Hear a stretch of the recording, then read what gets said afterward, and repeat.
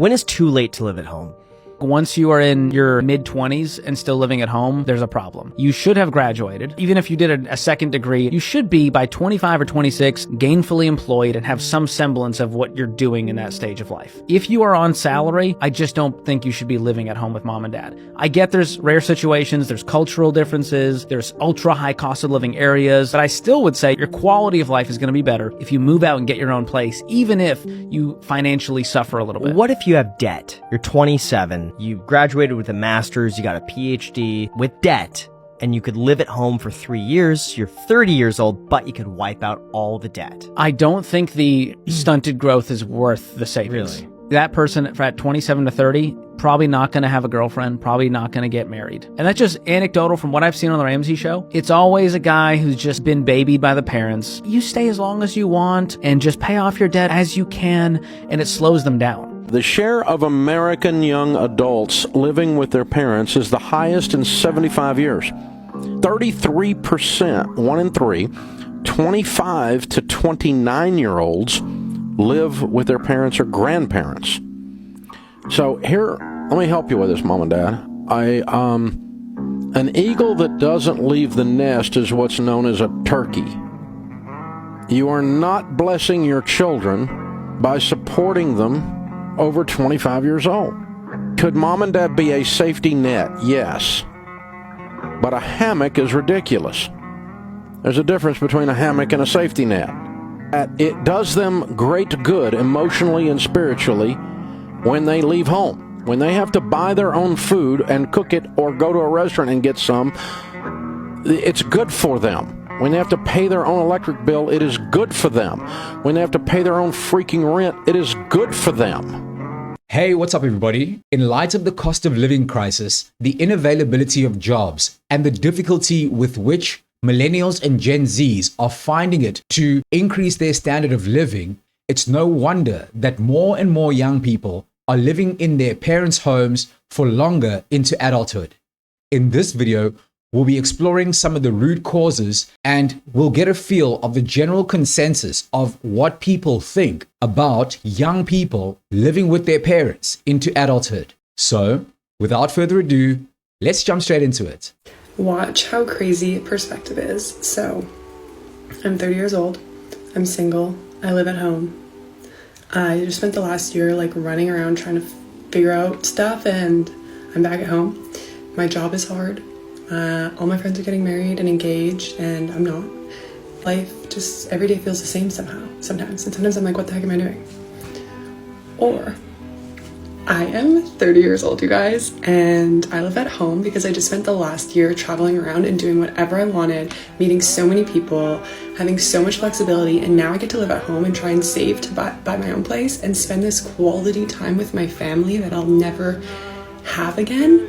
And I haven't met my person yet, which is so cool because I still get to fall in love for the first time with someone new, and I will just love this person and they'll be so great for me because I've just chose not to settle, and that's so exciting. And my job is hard, but it's rewarding, and I'm so lucky to have a remote job that's flexible and work with amazing people, and I believe in what we're doing. And I get to go to beautiful walks every day because I have a healthy body, and I have an amazing community where I live that I'm working really hard to build, and that's pretty cool, don't you think? Love you guys, bye. There's a multitude of reasons as to why a young person might want to move back in with their parents. For example, you could have just gone through a breakup and you and your partner live together, and now you've got to move back home because you can't afford to live by yourself. Or you could be a young person starting out in life who's just getting onto the professional working ladder, and you want to save some coins and build up a bit of a nest egg before you move out into the big bad world. Or you could have just been crushing living the soft life with your parents, and that's been good for you the entire time and it's been working for you. Either way, there's a whole host of reasons as to why a young person would live with their parents. And I think in this day and age, it's far too easy for us to cast aspersions or judgments as to the choices that people have made for why they live with their parents. This next pretty little young thing seems pretty content with living in the house with their parents at the age of 31, but hey, to each their own. I don't give a fuck. I'm still in the motherfucking house. I'm still in the motherfucking house. I don't give a fuck. Do I look like I give a fuck? Because I don't.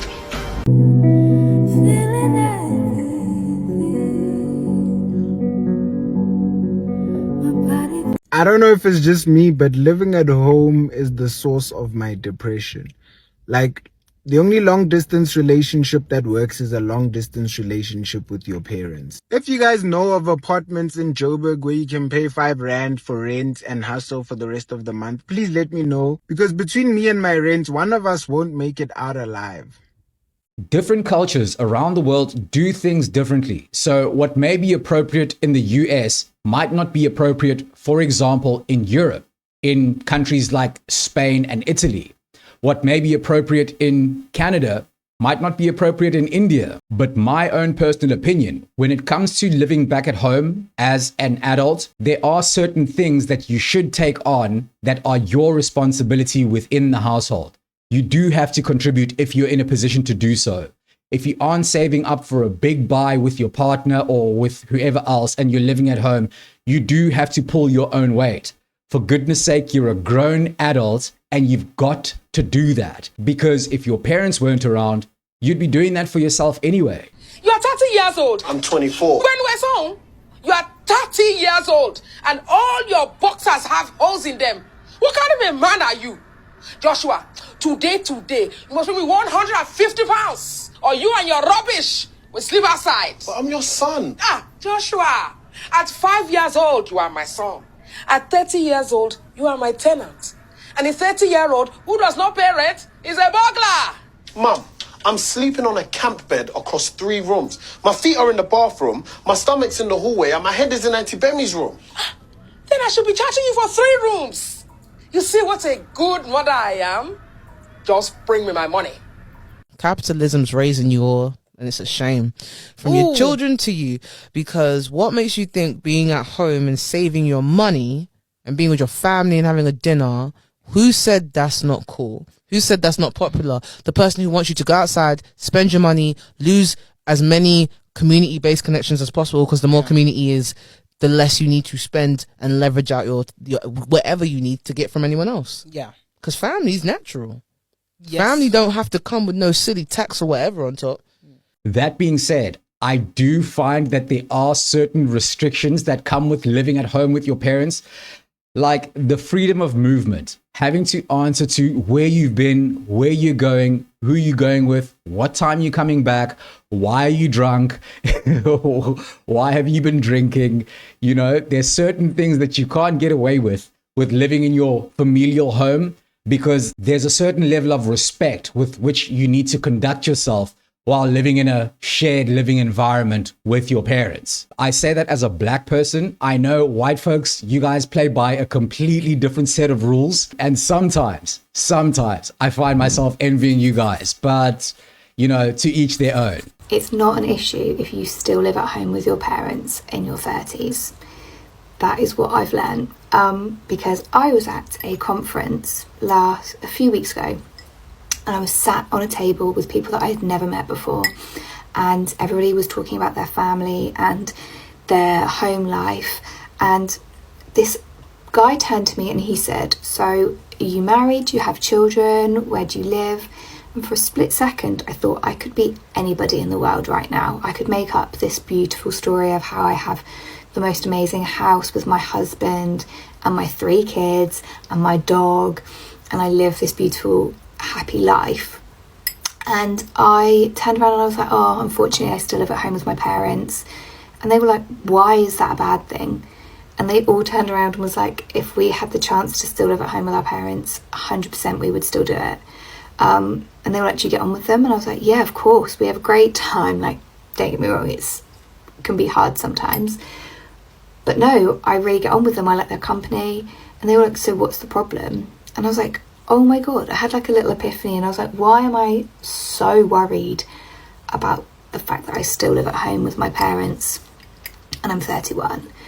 I was like, do you know what? If a bunch of strangers turn to me and say that they would rather be in my shoes, or it's not an issue and I shouldn't be embarrassed about it, or I shouldn't apologise for it, why am I worried about it myself? So if you're in the same boat as me, don't worry. The juxtaposition between a young adult male and a young adult female living at home with their parents is vastly different.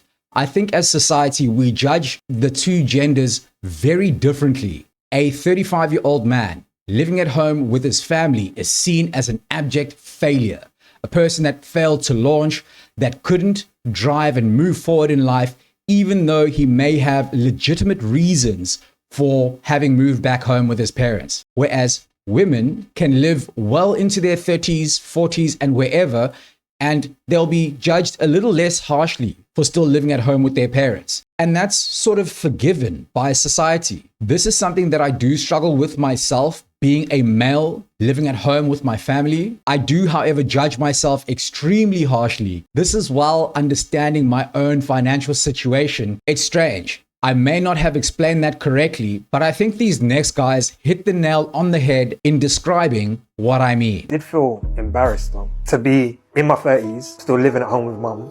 I've got kids from relationships that haven't worked out. Embarrassing is only one of the many words. I felt like it made you feel less of a man, it made you feel inadequate, it made you feel like, okay, even though I'm paying the rent, I'm paying the bills at mum's house, I can't even satisfy my woman in terms of trying to show her that I can lead a household. I felt like I was being judged or looked at, but I always say being at home is not necessarily a bad thing if you can use it to your advantage. All right, you know what, I'm at home now. It gives me an opportunity to save. But if you are at home and you are not saving, that is where, to me, you're just missing a great opportunity. 1 in 10 people aged between 30 and 34 are living with their parents still. This is quite fascinating. If you think back in the day, people were getting married when they were like 20, yeah. And now we've got 30 to 35-year-olds that are still living at home. You know, like that's... It makes me feel better about my life, I will be honest. Totally, yes, yeah. But it's like everyone's struggling. It's not just me. Yeah, and this is up 10% from a decade earlier. So it is getting worse and worse and worse. Like, at what point does that figure start going down and people start moving out of home earlier? When it's less expensive to live out of home. Yeah, but when does that happen? Like, you know, there's got to be You something. tell me, you're the finance expert. But it's got to be at some point. We can't be sitting here in 10 years' time and be like, wow, 45-year-olds living at home. Yeah, like, it's kind of weird. Maybe it'll become normal. Yeah, because it's true. how expensive it is. Yeah. That is an interesting thought to entertain. What happens in 10 to 15 years' time when the people that are in their late 20s and early 30s have now aged into their late 30s and early 40s? And it's not like with each passing year, it's going to get any easier to launch yourself, to be able to afford to buy a place, put a deposit down for a new place, to move out into the world and spread your wings and fly. It would be interesting if we could take a snapshot into the future to see what the future holds for the society in general and how this all plays out. But for now, let me lighten things up before I give you my final thoughts, because this conversation has been pretty morbid.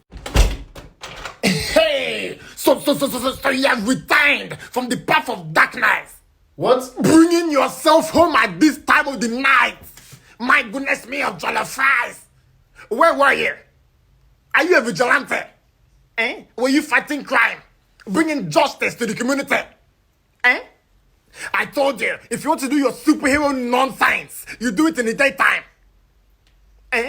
Next time, I'm going to lock the door and leave you out there to rot. But Dad, it's 4 p.m. It's still light outside. It's pitch black. And you have the audacity to come home at these devilish times. Look at you. What do you think people are going to say when they see you in the dark? They'll think you're a drug dealer. Let me tell you something. If you disobey me again, the beating will be tantalizing.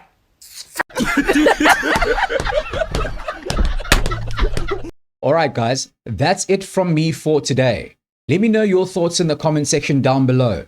Have you moved out of your parents' house, then for whatever reason had to move back in? What did you do? What was the circumstance?